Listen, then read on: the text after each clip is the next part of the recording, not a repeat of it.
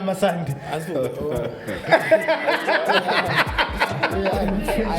Ayavumelana. Ayikuthekude sivumelana, ayikuthekude vele. Yabona abantu makhuluma ngeBhayibheli bavele baqanga ukuthi sikhuluma ngoJesu. Understand? iBhayibheli uJesu ukuyiTestament elisha. Akekho uTestament elidala. Ntana yakhe. Phela uJesu akazange eze ngesex. You understand uJesu wathela umoya oyingcwele nje isiswini samama akhe wabakhona. So if exclude mara uyibiza ngomuntu othandazayo uyangithusa abazalwane ngimixhayi. Yazenza ngazuthi impumputha esontweni labazalwane ihamba nomngane akhe amtshela ukuthi obabhenge babone futhi nokuthi angisimpumputha. Acela abafundisi ukuthi bamthandazele. Bamthandazela kokuqala bathi vula amehlo uyabona athi cha angisho azenzisa. Kwesibili kwesithathu bathi nabathi vula amehlo yakhala le ndoda. Bathi uyabona nathi angiboni. Uthe makabuyela kungwana yakhe sekhamukana kathekela phela uku-actor so uze uyakhala sesiphumile sinathi ndoda angisaboni kumampela. Uze revival isibuyise energy ayikho le. Yeah. Revival. Futhi iyamuyisa amandla. Yeah, revival. Sobathi nabantu abaphuze revival. Yo, man. Amen. Wow. Ukuthi is it the same God or we must just accept ukuthi I wami and also to win you kungabe ukuthi we are talking alone and it doesn't change anything into your life kuleko kunjani Kaphileka baba sisingezwa kini. Angeke ngikubuze mina ukuthi ubuyaphi wavela nini hayi lokuthi kunjani Dishabu buraka wena. mnati Masande Siyaphila ncike inkosi ngomusa kaJesu. Yeah. Hayi siyaphila. Banokuzwa Masande awusichazele kancane ngeyithixo. Okay. Yeah. No ngiyabonga ncike inkosi oqala ngicela ukubulisa once again kuwe and to all the viewers at home. Njengoba sewushilo mina nguMasande. Ngomusa kaNkulunkulu ngisindisiwe. Jesu Kristu inkosi nomsindisi wempilo yami. For me that is the most important thing empilo yami. Mhlambe ngisho ngithi bhuti you know iqiniso mhlambe kumele siqale silivume ile lokuthi there's many gods out there. Akuna uNkulunkulu kunabonkulunkulu. And this thing dates as far back as isikhathi sabo babomkhulu Abraham or Moses. You know? Yeah. But nje mhlawumbi into enga reference ngayo noma iscripture enga reference ngaso ku backup lesi statement engisishoyo. Lapha yana encwadini kaPsalm 115 ku verses number 5 and 6. iBhayibheli lapha yana lisivezelo okuthizeni. Lithi bakhona uNkulunkulu. Yabona? Lithi banamehlo kodwa baboni. Banezindlebe kodwa bezwa. Bese lithi ke manje I think it's verse 8 lithi abafani nowethu uNkulunkulu. Meaning in as much as kukhona oNkulunkulu kodwa ukhona uNkulunkulu the Almighty. Now umbhali walesi scripture into emenza asho kanje bekuyisikhathi lapho khona uIsrael athunjiwe eBabylon. And they got to see ukuthi hayibo kanti akukhonzwa Thixo lo ungulothixo wethu the Almighty God the creator of heavens and earth nje kuphela. There's other gods and he was amazed ukuthi hayibo abantu bangathatha nje bangazenzela onkulunkulu bezandla bese mabeqeda bangazenzela maybe ama carved images. Yes bese baba idolize babenza abonkulunkulu babo. Most lezi zinto lezi zinamadlebe yes bawenzile but angeke yezwe lamadlebe because enziwe.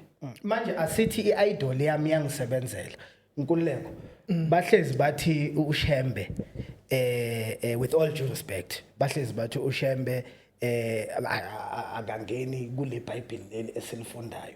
It's another god but kunomuntu othi ngangithwele ngasizwa uShembe. So iidol masekuthiwa iyanceda sathi idol or sathi isaselayinini yakaNkulunkulu na. When do we say idol or when do we say ukuthi no kahle it's another channel yokuthi uNkulunkulu uyasebenza?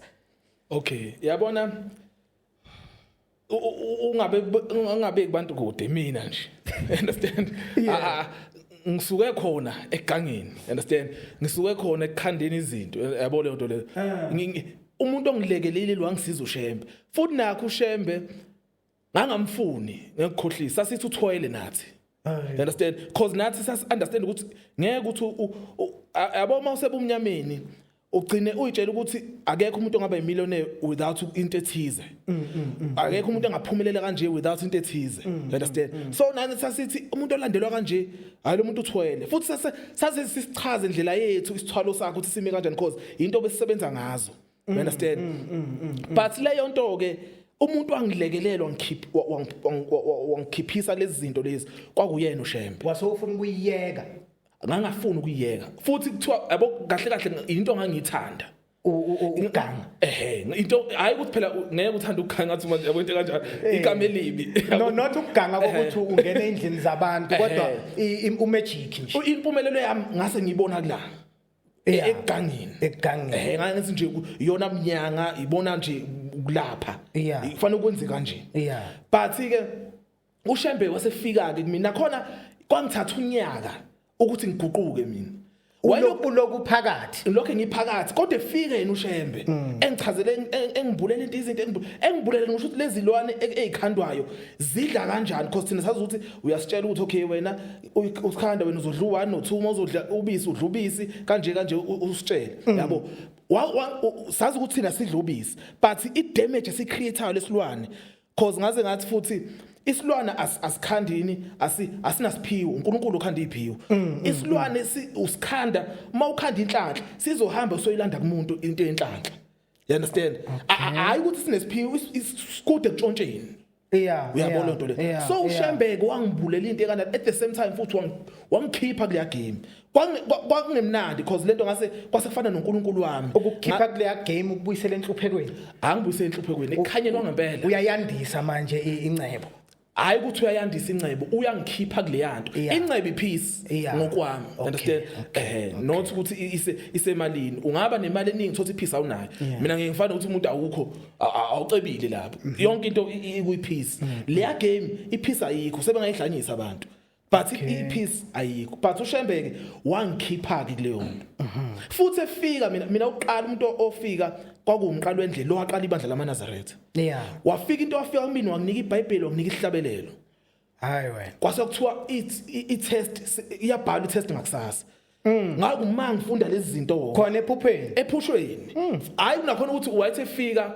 hlabathi inkalekise wayelokho enokufika engichazele ehlokanisa umhlaba kanje ukukhanya nobumnyama bese ngichazela izinto lezi ebezenza but eseyijulela ke ngazo bese ngitshengisa ngokukhanya kwakuningi nje kwakuningi mina ngiphume kulento engisikade kade wasefika so awumchaza yini uNkulunkulu othunywe uNkulunkulu or say kingdom kaNkulunkulu ubuNazaretha okay ikingdom kaNkulunkulu athi uShembe thina sikwe sibuka inyama understand umini ukuthi sibuka inkosi uNyasi sike sibona yena bese sithatha ngokuthi uyena Shembe lo uShembe umoya ongena inkosi uNyasi uShembe means uNkulunkulu understand ilokho because umoya lo muntu lo kunje ngokuthi umuntu oyiHebrew athi uYeshua kanjalo kaAdonai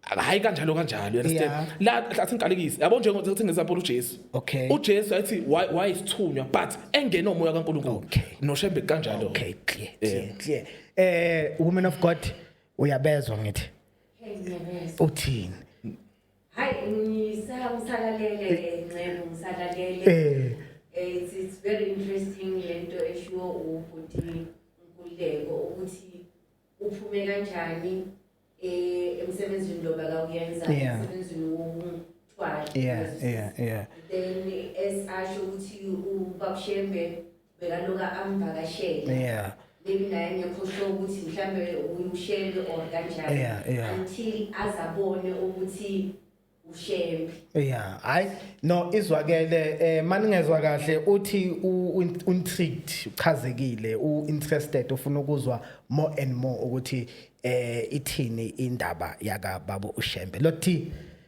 Mfundisi wami. Yeah, how do you distinguish isithixo an idol that calf uMoses alwa nayo makabuya entabeni abuya alwa nama-Israyeli ukuthi nakho ithixo ngiyolanda umlayezo nokuthi no manje uNkulunkulu usebenza ngenye indlela? Ungazi uthi you are reading my mind because I wanted to say inkinga ileyo, how do we distinguish between an idol and a man of God? Yes. Sizoyithola la ku 1 John 4 verse 1. Yeah. Uthi John test the spirit if it is indeed from God. Yeah.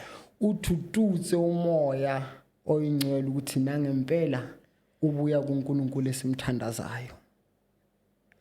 Mangizongena esontweni la kaMfundisi Nazareth ngibathola abafundi iBhayibheli bakhuluma ngoJesu. That's enough proof for mina ukuthi whatever is happening here ubuya kuNkulunkulu.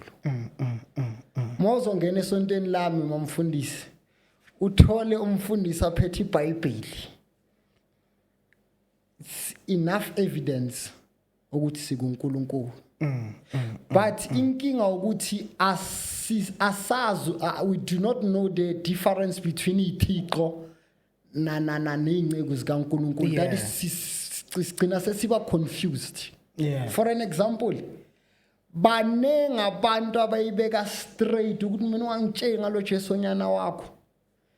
Abanye baze bamthuka uNkulunkulu bathi fuck Jehova, sababona la kuma TikTok angeke angitshele lutho mina uJehova wenu neBhayibheli lenu fiction. But we are not fighting those people as Christians. Sifuna ukulokusilwa sodwa. Ora nilifunda iBhayibheli eNazareth mfundisi. Sifunda kakhulu. You understand? So that's enough proof ukuthi labantu bakuloNkulunkulu wasekhanyeni esimthandazayo. Mara inkinga nayo wena mamfundisi ngizoyichaza mina. Kunabantu abanokusetshenziswa uSathane but bangabu. Uyabona the immediate time ulwa nabantu abasela uNkulunkulu emumva abafana nawe, so ufana noSaul who was going around killing each and every existing prophet ngamandla wanikeza uNkulunkulu up until uNkulunkulu azomvakashela amtshela ukuthi ndoda phela wena uyangihlupha. Ambuza uSaul athi ngikuhlupha njani ngingakwazi. Athi bonke labo profeti obabulalayo bathunywe yimi abantwana bami, umoya wami uhlupha mina. Yaguquka lapha inceku uSaul. Wathi makaqhubekela ngeletho, wathi makafika la bekathiwa bulala omunye wabaprofita, he started saying guqukana umbuso wamazulu sondele. Base bambulala naye. Sure. Ubheki makazofuna ukulwa neNazareth, afuna ukulwa neZCC neRoma nani awumKristo labantu babaKristo, ungeno lo mobo ungeno uSaul. But akaboni yena. Sure. Yazi so ukuthi sibanenge namhlanje ngizokenzela umzekelo. Mina ngeke ngene esontweni labazalwane bathi sithandaze ngamalimi. Ngibabuza ukuthi ngoba amalimi kumele azehlele ngiyothi bakhuluma yonke into oyifuna oyicabangayo nje engcondweni izo make sense. We did that. Ne? Ngabona ivision ngindiza nyala ngikhulela khona. Ngathi mangilenda lapha kwaba nenceke beyikhona kulomthandazo wethe yalenda namsalo nezinye ilwane ezithusa kabi. Everyone makaphuma sicela ukuthandaza leyanqeku yasala. Mina bengitshela ukuthi maybe lento ngiyibona i1 athi ndoda sowukhululekile kuko konke kobumnyama bakenza kona usakhula la ukhulela khona we are there fighting that. Kunguthi ngangumsiyoni nami uthi abasalwana abanamoya ayadlalwa lapha. Angazi understand one last example. Kunendoda umsiyoni ebe injalo nayithi abazalwane kimihlayi. Yazenza ngazuthi impumputha esontweni labazalwane ihamba nomngane wakhe amtshela ukuthi ubabhenge babone futhi nokuthi angisimpumputha. Acela abafundisi ukuthi bamthandazele. Bamthandazela kokuqala bathi vula amehlo uyabona athi cha ngisho azenzisa. Kwesibili kwesithathu bathi nabathi vula amehlo yakhala le ndoda. Bathi uyabona nathi angiboni. Uthe makabuyela kungwana yakhe sekhamukana akathekela phela ukuactor so uzuyakhala sesiphumile sinathe ndoda angisaboni kumampela. They had to go back to isontweni lethu isiyuni. Before Mprofita angaya kuye aziyele yena babathathu bafika bagucise phansi bathi ndoda uNkulunkulu uthi sikubuza ukuthi why umlinga.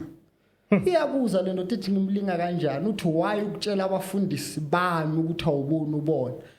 Athi mara musimina bengesontweni labazalwana bengekho la isontweni athi wonke lamasonto wami uNkulunkulu emazulwini bowututsa mina. So this thing ukuthi sizikhathora guys ngamasonto guys izosixula.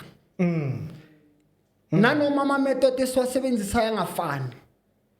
If mamrutiti awulfuni vela ngeke likuphilise ngoba will need your faith ukuthi likuphilise.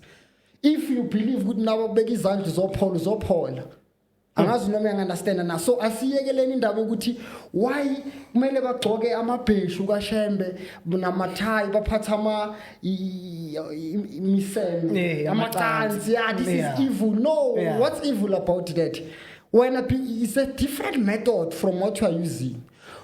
Angazi understand Moses stroke the Red Sea open uJesu wahamba phezulu kwamanzi uShadrach Meshach Abednego bagijima phezulu komlilo babekhetha ukuthi bayenze leyo mihlolo engafani if kaShembe operate kanje bayaphila babiza uJesu it's fine if thina siphuza itiya lethu badoda lasiphilisa it's fine if ukubeka isandla in the name of Jesus uyaphola it's fine siphiwa ngendlela engafani kodwa sibiza yena uJesu lo ya it's still the body of Christ. Yeah. Kahle kahle. Yeah. Siyavumelana masandi.